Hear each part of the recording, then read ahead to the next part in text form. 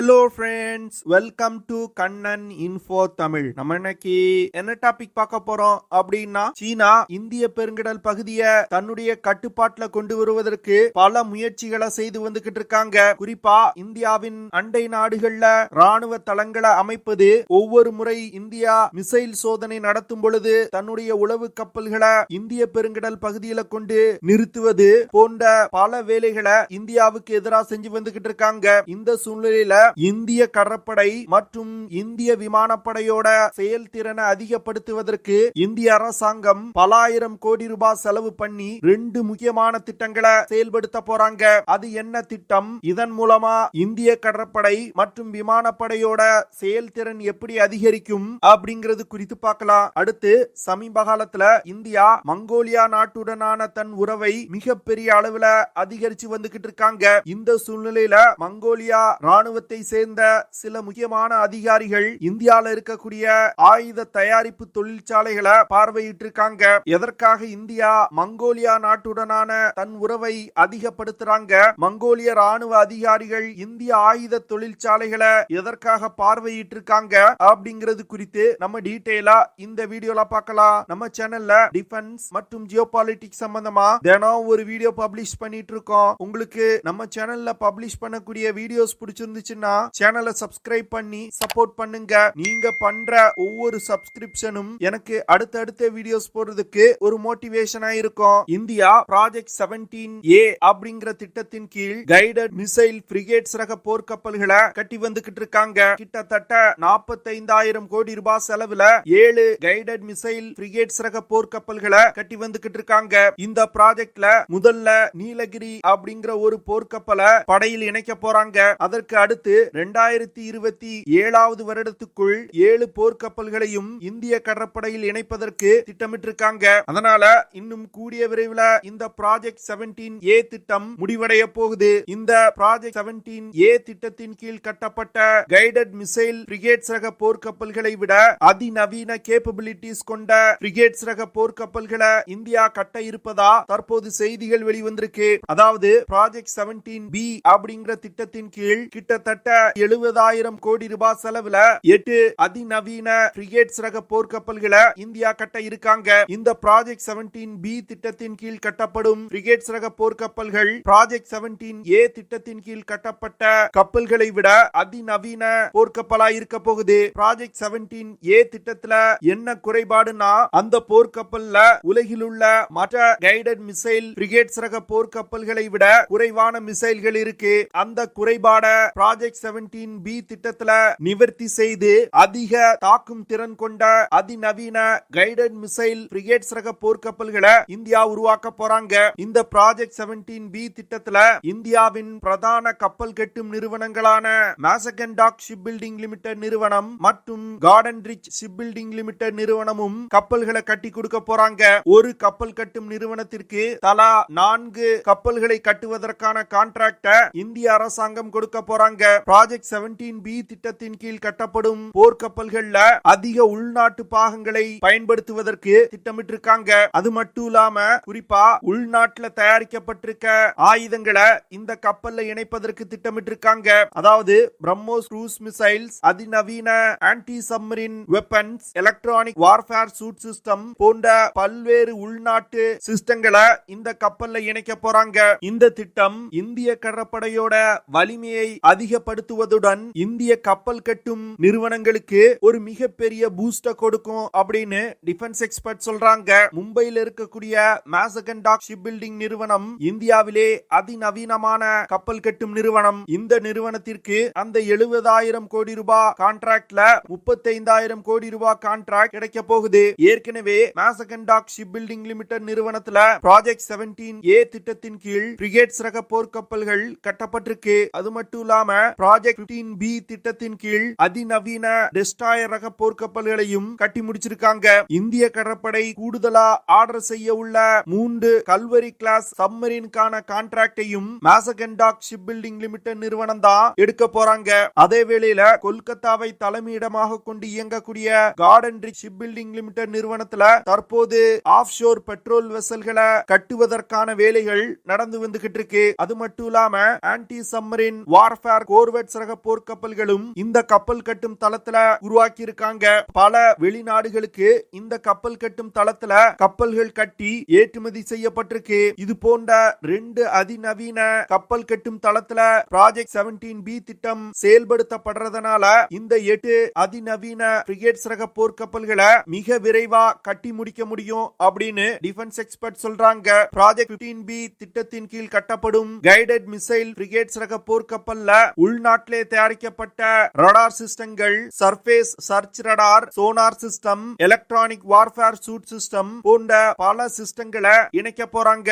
இதன் மூலமா பல இந்திய நிறுவனங்களுக்கு ஆர்டர் கிடைக்கும். ப்ராஜெக்ட் 17B திட்டத்தின் கீழ் கட்டப்படும் பிரிகேட்ஸ் ரக போர்க்கப்பல் 7000 டன் எடை கொண்டதா இருக்கும். இந்த கப்பல் 150 மீட்டர் நீளமும் 18 மீட்டர் அகலமும் 5.2 மீட்டர் உயரமும் கொண்டதா இருக்கும். இந்த கப்பல்ல இஸ்ரேல் நாட்டின் Barak surface to air missiles, BrahMos anti ship missiles, anti submarine rocket launchers, Varunastra torpedo போன்ற பல ஆயுதங்கள் இணைக்கப்பட உள்ளது. இந்த பிரிகேட்ஸ் ரக போர்க்கப்பல்ல 2 HAL துரு இல்லனா சீக்கிங் ஹெலிகாப்டர்களை நிறுத்தி வைக்க முடியும். இது போன்ற பல சிறப்பு அம்சங்கள் புதிதாக கட்டப்பட உள்ள பிரிகேட்ஸ் ரக போர்க்கப்பல்கள்ல இருக்க போகுது. இதன் மூலமா இந்திய கடற்படையோட தாக்கும் திறன்ல மிகப்பெரிய முன்னேற்றம் ஏற்படும். அடுத்து சமீப காலங்கள்ல சீன போர்க்கப்பல்கள், நீர்மூழ்கி கப்பல்கள் மற்றும் உளவு கப்பல்களோட நடமாட்டம் இந்திய பெருங்கடல் பகுதியில மிகப்பெரிய அளவுல அதிகரிச்சிருக்கு. இந்தியாவின் அண்டை நாடுகள்ல சீனா ரகசியமா தன்னுடைய கடற்படை தளங்களை அமைக்கிறாங்க. இந்த விஷயங்கள்னால இந்தியாவுடைய கடல் பாதுகாப்பு மிகப்பெரிய அளவுல கேள்விக்குறியாகுது. சீன கப்பல்களை கண்காணிப்பதற்கும் தேவைப்பட்டால் அந்த கப்பல்கள் மீது தாக்குதல் நடத்துவதற்கும் இந்தியா தற்போது லட்சத்தீப் ஐலண்ட்ல 2 முக்கியமான திட்டங்களை செயல்படுத்த போறாங்க. அதாவது சமீபத்துல இந்தியாவின் முப்படைகளை சேர்ந்த அதிகாரிகள் கலந்து கொண்ட டிபார்ட்மெண்ட் ஆஃப் மிலிட்டரி அஃபேர்ஸ் அப்படிங்கிற கூட்டத்துல லட்சத்தீப் ஐலண்ட்ல 2 விமான ஓடுதளங்களை அமைப்பதற்கு ஒப்புதல் கொடுக்கப்பட்டிருக்கு. அதாவது லட்சத்தீப்ல இருக்கக்கூடிய மினிகோ ஐலண்ட்ல புதிதாக ஒரு விமான ஓடுதளத்தை அமைக்க போறாங்க.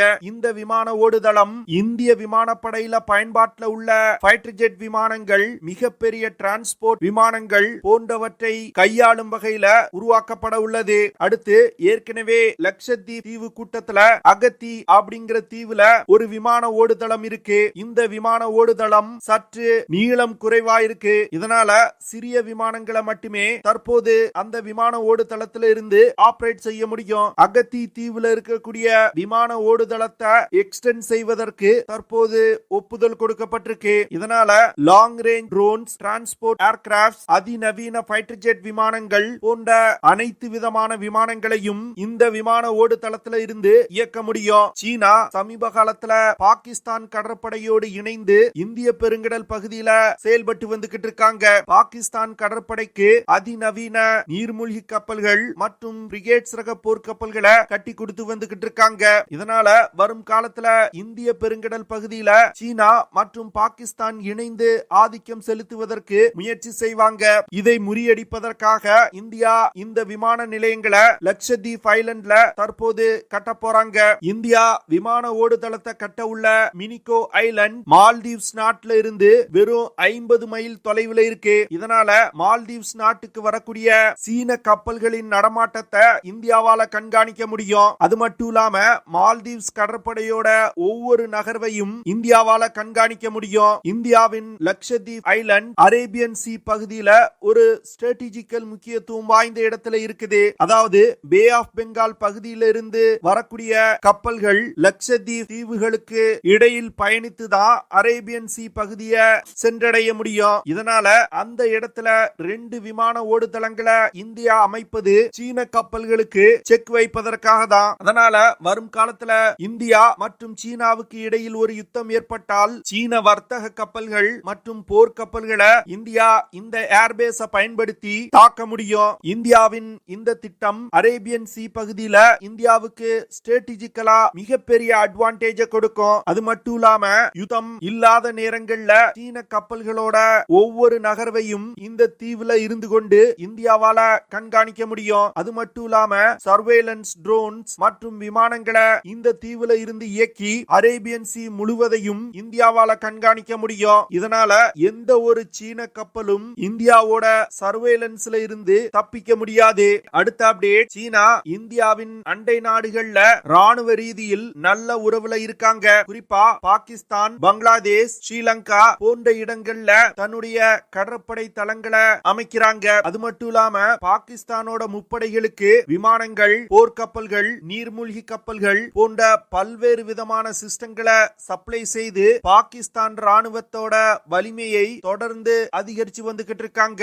இந்த விஷயத்தை கவுண்டர் செய்வதற்காக தற்போது இந்தியா லுக் ஈஸ்ட் அப்படிங்கிற ஒரு பாலிசிய ஃபாலோ பண்ண ஆரம்பிச்சிருக்காங்க. அதாவது இந்த லுக் ஈஸ்ட் பாலிசி மூலமா சீனாவின் அண்டை நாடுகளுடன் இந்தியா ராணுவ ரீதியிலான உறவை அதிகப்படுத்துவதற்கு தற்போது முயற்சி செய்து வந்துகிட்டு இருக்காங்க. குறிப்பா தென்கிழக்கு ஆசிய நாடுகள்ல இந்தியா தன் நட்பு வட்டாரத்தை விரிவுபடுத்துவதற்கு முயற்சி செய்யறாங்க. அது மட்டும் இல்லாம தென்கிழக்கு ஆசிய நாடுகளுக்கு மிகப்பெரிய அளவுல ஆயுதங்களையும் ஏற்றுமதி செய்ய ஆரம்பிச்சிருக்காங்க. சமீபத்துல பிலிப்பைனுக்கு பிரம்மோஸ் மிசைல்களை ஏற்றுமதி செஞ்சிருக்காங்க. அடுத்து வியட்நாம் நாட்டிற்கு பல்வேறு விதமான ஆயுதங்களை ஏற்றுமதி செய்யறாங்க. இந்தோனேஷியாவுடன் பிரம்மோஸ் மிசைல்களை ஏற்றுமதி செய்வதற்கான பேச்சுவார்த்தைகள்ல ஈடுபட்டு வந்துகிட்டு இருக்காங்க.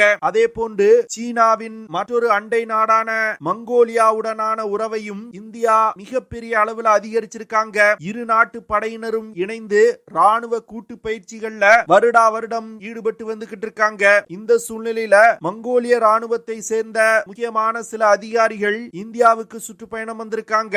அப்படி சுற்றுப்பயணம் வந்தவங்க காசியாபாத்ல இருக்கக்கூடிய பாரத் எலக்ட்ரிக்கல் லிமிடெட் நிறுவனத்தை பார்வையிட்டு இருக்காங்க. அப்பொழுது இந்தியாவில் தயாரிக்கப்படும் பல்வேறு ஆயுதங்களை அவங்களுக்கு காட்சிப்படுத்தி இருக்காங்க.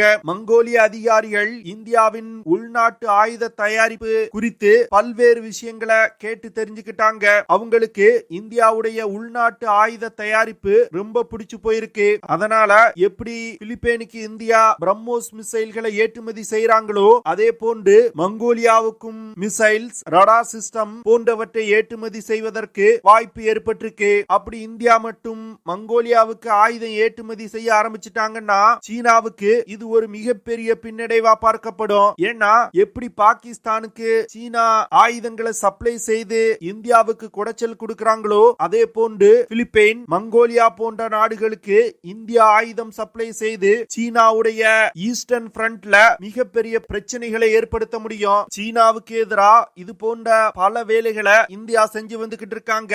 இது போன்ற வேலைகளை இந்தியா செய்யாம விட்டாங்கன்னா வரும் காலத்துல அது இந்தியாவுக்கு மிகப்பெரிய பிரச்சனைகளை ஏற்படுத்தும். அதனால என்ன பொறுத்தமட்டில் சீனாவை சுற்றியுள்ள அனைத்து நாடுகளையும் சீனாவுக்கு எதிராக திருப்பணும். அப்படி திருப்பினா இந்தியாவுக்கு எல்லையில பிரச்சனை கொடுப்பதை சீனா குறைக்க ஆரம்பிப்பாங்க. ஓகே ஃப்ரெண்ட்ஸ், நம்ம வீடியோவோட நிறைய பகுதிக்கு வந்துட்டோம். இதெல்லாம் தான் நான் உங்ககிட்ட ஷேர் பண்ணணும் அப்படின்னு நினைச்ச விஷயங்கள். ஐ ஹோப் நான் ஷேர் பண்ண விஷயங்கள் உங்களுக்கு பிடிச்சிருக்கும்னு நினைக்கிறேன். அப்படி பிடிச்சிருந்துச்சுன்னா ஷேர் பண்ணுங்க, லைக் பண்ணுங்க, கமெண்ட் பண்ணுங்க. மறக்காம நம்ம சேனலுக்கு சப்ஸ்கிரைப் பண்ணுங்க. அப்படியே அந்த பெல் நோட்டிபிகேஷனை கிளிக் பண்ணி ஆல்ங்கிற ஆப்ஷனை எனேபிள் பண்ணிக்கங்க. See you in the next video. Jai Hind.